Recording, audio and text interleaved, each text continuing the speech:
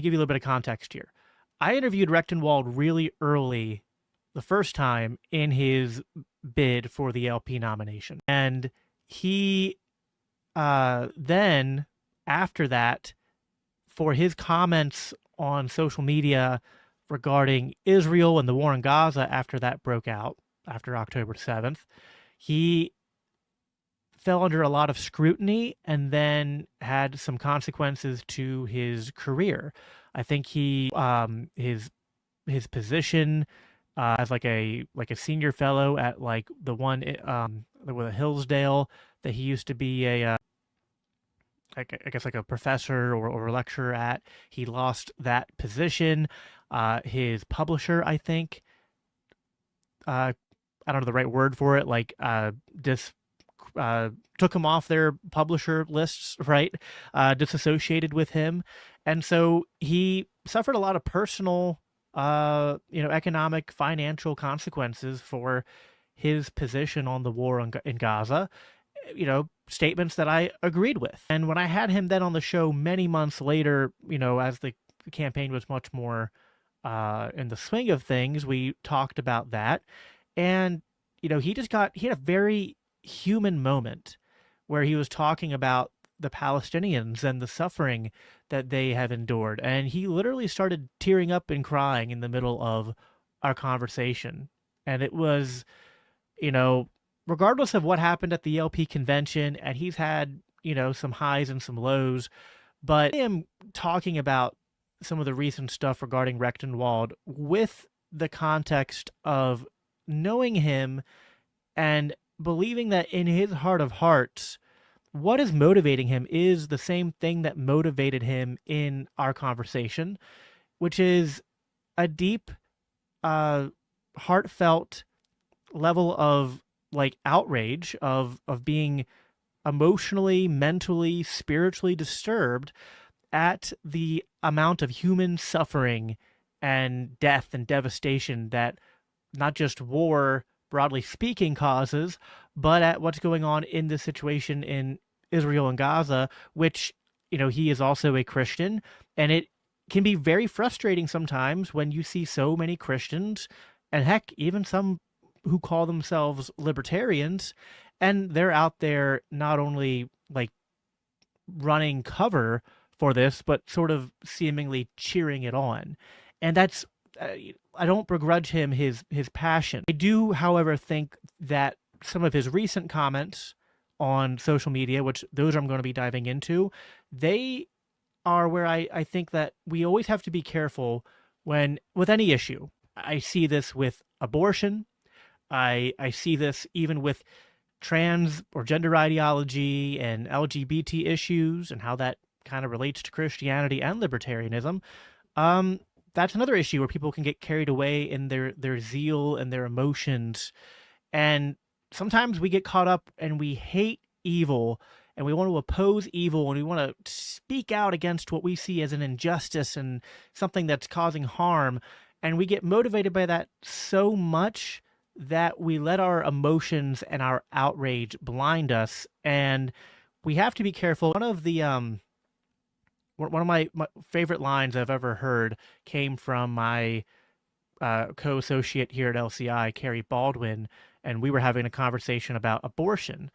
And she said that one of the problems with the pro-life movement is that they substitute moral outrage for a true understanding of justice, and even for a true concern for life.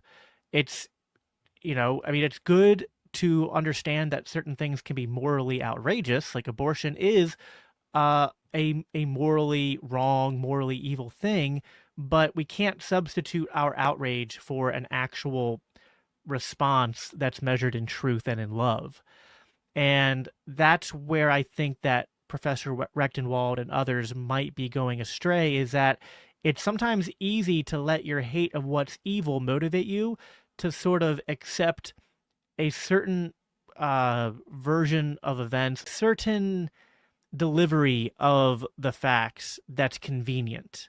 But we should always rest on what the truth is and trust that the truth is the promotion of what is true, the standing on what is true is what is going to help us to create the change we want to see. Like, nothing good is born from lies. And even if we distort the truth just a little bit, we often like to couch the truth and twist the truth in ways that we either downplay it or we overplay it. And that's what I'm worried is going on with a lot of people, is that I don't necessarily, like some others, think they're motivated by hate, but rather they're motivated by, well, this is convenient. Like, if this stuff is true, even at maybe in the back of their head, they know maybe I should have researched this more, or maybe I know this is kind of overstating the case, but it helps my cause, and it satisfies sort of like my, and this is where we have to be careful, because, Jesus got mad, right? Anger can be well used and used in a Christ-like fashion, but where we cross over, when our anger crosses over from being Christ-like to being of the flesh, is when we forsake the truth. And that's what I'm worried is going on here. Let me give you a little bit of... All right, so this is a post I bookmarked of Rectenwald. There's also another post he made, which I didn't think to get ahead of time, where it kind of was like the premise of the thumbnail that I put up here was Rectenwald made a post saying that, like, Jesus essentially wasn't Jewish, and that Judaism isn't even real Judaism, like modern Judaism. And he made other comments as well, and then that led to this comment where he says, rather than condemning Israel for its mass atrocities, cowards instead call those who condemn it anti-Semitic. Instead, speaking truth to militant state power, they attempt to destroy those who do. This includes some libertarians. It's true that Judaism is antithetical to Western values. Those who imagine that Judaism is the bedrock of Western values believe that Judaism is based on the Torah. It's not. They need to do some research. It's true that Jewish elites run the U.S. and need to be physically removed from office before they bring about World War III, and they will, but vengeance is mine, saith the Lord. They will be removed in God's time. Zionism and Israel will fall, proving that supremacist ideologies like Zionism, a Jewish supremacism that violates the order thou shalt not kill, and that treats other humans like they're less than human, cannot stand. And then he made a comment here saying anyone who cares to begin to learn about Jewish and Talmudic ethics, religion, should begin with this article. So I made a response referencing back to a thread that I made actually earlier in the year about where people go wrong with the Talmud, and can't really dive into every single claim, but I'm gonna, like, I picked a few that kind of seem to be central, and I'm gonna try and do my best to explain those and show where I think they're wrong. And I would say that the other claims that you come across, you can do very similar deconstructions and breakdowns of. The Talmud it's a collection of a lot of different writings, and I'm not even saying that I'm an expert on it, but I'm able to just do research and understand these things. And the Talmud is not like scripture. And even within Judaism, even rabbinic Judaism that views the Talmud as authoritative, it's not authoritative in the same way in Judaism as the Torah, as the Tanakh, the prophets, and all that are. The Talmud is just sort of like a collection of arguments and traditions, and sort of like getting into the weeds, like really far into the weeds, like the very arcane, very particular minutia of like Torah law and Jewish law, and like working out.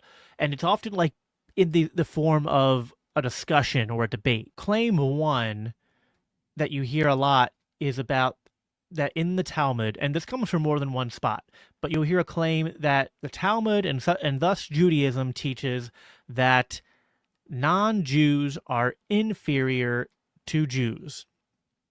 And I want to dive into that. So this comes from at least one of the citations, the part of the Talmud titled the Sanhedrin. It's called Sanhedrin 59a. It says, quote, "If a Gentile strikes a Jew, the Gentile is liable to death. And it is taught that a Gentile who strikes a Jew is liable to death because it's written in Exodus 2, referencing Moses, if he looked this way, he looked this way and that way, and when there was no man, he struck the Egyptian. So it's kind of like they're using that passage to say that, well, Moses killed the Egyptian for just, striking or hurting a Jew. So we can extrapolate from that it's just to kill non-Jews, even if they're just hurting Jewish people. But there's a little bit more if you actually read this in its broader context. The discussion continues right after that line where Rabbi, I think it's Hanina, says a Gentile who strikes a Jew is liable to be killed.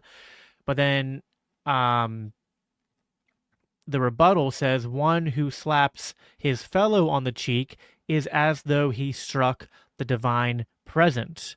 And so this passage is initially suggesting that you should have harsher sentences for the non-Jews, but then it later goes on to say, but actually anyone who strikes anyone is striking someone who's made in the image of God, and they call that, they've struck the divine presence. Now listen, let's be honest, right? Yes, within Judaism, within the history of all of Judaism, there have been what you could call supremacist or even racist sentiments, where some Jews have argued that essentially that, yeah, we're the chosen people and we're superior to the Gentiles and the non-chosen people. And you can even just see this in the Christian New Testament, where Jesus and Paul and the apostles are having to deal with that and kind of dispel it. So I'm not whitewashing that, but what I'm saying is that Judaism is not, it's not made up just of the sum of its worst adherents or parts, and that even within the Talmud, which I don't view as authoritative at all as a Christian, but I can read this and go, okay, I can see here that within this rabbinic debate that's going on in the text, it's not like Judaism is teaching and therefore the Jews are superior. It's like, okay, it's recording how someone made that argument, and then someone else in the this rabbinic tradition said, no, actually anyone who strikes anyone is guilty in the same way, whether they strike a Jew or a non-Jew. And so it lands on saying that it would be equally offensive and that they should be treated the same. Immediately after this, Sanhedrin 59a continues the same sort of track, where it says that a Gentile, this is from Rabbi Yohanan, a Gentile who engages in the study of Torah is liable to receive the death penalty. As it is stated, Moses commanded us the Torah, an inheritance of the congregation of Jacob, referencing Deuteronomy 33:4, indicating that it is an inheritance for us and not for them. However, immediately after this, the Gemara provides a counter interpretation, saying, I didn't put down who wrote this, but the next rabbi, I presume, says, but is that to say that non-Jews are prohibited from studying Torah entirely? Is it not taught that a Gentile who studies the Torah is like a high priest, as it is stated, quote, which if a man do, he shall live by them. That's Leviticus 18:5. It does not say if a Jew does, but rather a man. This teaches that even a Gentile who studies Torah is considered like a high priest. And then it also goes on to say that the Gentiles are held to the Novitic laws, which is, I think that was also brought up in Sanhedrin 58. If I remember, I was reading this today. I've read it before, but I was refreshing my memory. But it was like, hey, the Gentiles are held to the Noahic covenant and the Noahic laws. They only know about that if they study the Torah. So, actually, it's good. We should encourage them to study the Torah so they get to know more about the one true God. And so, again, it's just presenting, people working out, what different rabbis thought about this. Is there some ugliness there? Sure. Yeah, some Jews definitely had that opinion. And I'm not saying that doesn't exist, but let's also be honest, there's been Christians throughout history. I could go probably through Catholic writings and Eastern Orthodox writings and find some pretty hateful, racist, discriminatory writings about the Jews or about Muslims or Arabs or other races or women, condoning slavery. Like, there's kind of this ugly history in all of our different traditions and cultures and religions. Now, I don't, I hold to biblical inerrancy. I think that the Old Testament, the New Testament Bible, the canon, I don't think that in there anything is taught that promotes those things. But just, again, to be clear, in the writings of Christians, of Christian theologians, of even certain church fathers, of different traditions, and etc. Yeah, that stuff exists, and their practices as well. But it is, and you can find this in the Old and the New Testament, the idea that we're made in God's image, things that Jesus and Paul teach, that these push us to understand that actually we should be opposed to these things. And that same spirit that drove Christians to oppose slavery and become abolitionists and to oppose racism, that's also, like, it's in the Old Testament, so it stands to reason that even Jews and Judaism throughout history have been motivated by that and have been pushing to reform in their own circles to not condone the people who take those texts and take them in hateful, discriminatory ways. As Cantus Firmus, my buddy Cody Cook brings up, there's some pretty awful stuff in Protestant writings. What did Luther write? I think it was like against the Jews or something like that, something to that effect. So, it's definitely like, so you can find some ugly stuff here in the Talmud, but that's not surprising or like especially damning of just Judaism. Let's see, I had another couple ones here. There's one about like returning lost property to non-Jews. That's, someone said essentially that, like, we're not obligated to return lost property to Gentile because Deuteronomy 22 says you shall return it to your brother. Well, brother means Jew, not a Gentile, so we don't have to return property to Gentiles. But then someone says, well, hold on, we're actually spitting in the image of God, and we're making us and God look bad if we don't have concern for even non-Jews and their property and their rights. So it says, if there is a concern for the desecration of God's name, it is necessary to return the lost property to maintain peaceful relations and avoiding dishonoring God. So there's one, and that was a Baba, 113a. Then there's, so here's one where there's, like, again, some truth. This is Gittin 57a. You'll see this a lot where, like, the Jews believe Jesus is in hell, boiling in excrement. And it now, there's some who say that, so it says, what is the punishment of that man, Yeshu? Some people say Yeshu is referring to Yeshua, the original, like, Hebrew, Aramaic name for Jesus. And that's plausible, right? I would even say, like, I would say that's probably how I would interpret this. There are some who say this is actually not talking about Jesus at all, but, like, let's just, to make the strongest case here, let's say it is talking about Jesus, and it's saying that, anyone who mocks the word of the sages is punished in boiling excrement. And so, okay. Why is that, like, if the Jews reject Jesus as Messiah, then they think that Jesus is either, like, dead and just in the ground, or if there is some kind of hell or afterlife or punishment, that, and this could just be, like, imagery, right? It could be, like, hyperbole. But what it's like, okay, in a religious sense, yes, we should criticize Judaism from a Christian perspective for failing to recognize Jesus as the Jewish Messiah. But this isn't, like, really add anything to the case that, like, Judaism is ultimately a religion of hate and necessarily one of supremacy, like racial supremacy or anything like that, or condoning violence against non-Jews. It's just like, okay, they don't believe in Jesus. That's really not surprising, because if they believed in Jesus, they wouldn't be Jews, or they'd be. I made this post back in April, and I'll just read it here because I like this take I made, so just pat myself on the back a little bit. There is a lot of weird stuff in the Talmud. However, there's a lot of exaggeration and fabrication about certain things it says.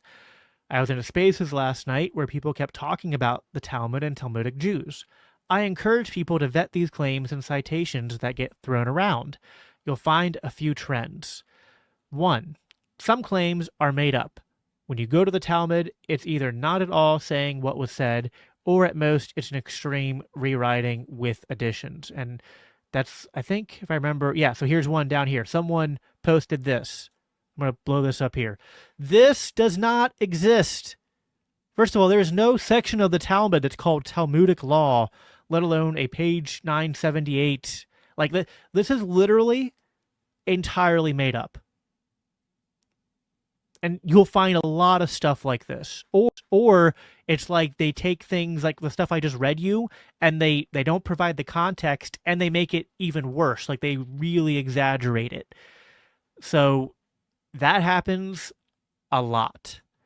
2, some claims are absolutely valid, but not well contextualized. The Talmud often presents a series of debates where people present hypotheticals which are extreme, such as, like I just read, non-Jews who read the Torah should be killed, but if you keep reading, these get answered, resolved, and people say, no, actually, they should be commended for reading Torah. And yeah, some people misquote Sanhedrin 59a as saying killing goyim is like killing wild animals. Like, that's not even what it, like, that's one of those things where they take something that, if you're being charitable, it's like, okay, there's some weird tension here about, like, Jews and Gentiles and viewing Jews as superior, but it doesn't anywhere, like, say killing goyim is like killing wild animals. The Judaism should be open to criticism like any other religion and ideology. There are valid criticisms to make. Valid criticisms I myself make. Integrity and intellectual rigor are all I am admonishing people to have in this regard. So I'll end on this as sort of like a plea to Professor Rectenwald if he watches this and gets this far. There's a lot of other things in that article and things that you've said regarding Judaism that I find just, I'm not labeling you. I'm not trying to censor you. I respect you. I've had you on my show multiple times, and I do this not because I view you as my enemy. I view you as a friend. I view you as a brother in Christ, and I want the things that you say that are good, that are correct, that are based in righteousness, that are based in a desire for justice and an outrage at human suffering and tragedy that happens in war, and the ways in which Christians are sometimes caught up in justifying and excusing this stuff. I get it. Believe me, I have done so much posting and so many episodes and even debates on this topic. I am very much motivated by wanting to oppose war and wanting to oppose the war crimes that are going on in Israel. And it's even okay from a Christian to criticize Judaism, but let's do it in a way that represents the truth and not that gives into like really lazy intellectual stuff that we find on the internet that is presented in a way that, like, yeah, it would be easier for us to condemn Israel if it was just like, oh, and Israel's bad, not just for all these other reasons, but they're motivated by Judaism, which is automatically the same as Zionism, which is automatically just this pedophilic, satanic, globalist cult. But that doesn't comport with reality, and we actually discredit ourselves when we are not engaged in truthful speech.